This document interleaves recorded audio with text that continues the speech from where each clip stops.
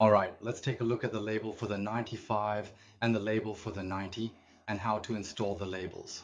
First, we thread the label onto our supply shaft, just like in the diagram. We also have a diagram here, so you can follow it and thread the label in order.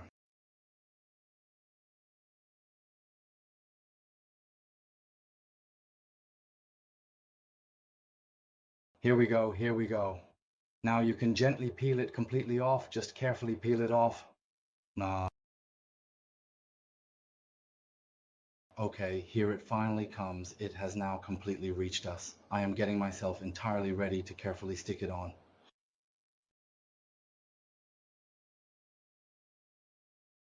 All right, I'm tightening it. We have to make sure it's perfectly aligned. It must be flush.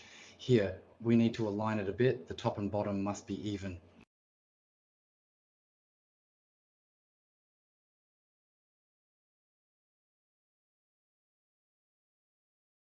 Okay, like this.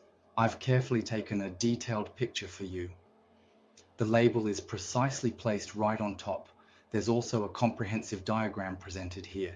The vibrant red and bright yellow parts are clearly the distinct labels and the elegant black ribbon. We will observe that in just a moment.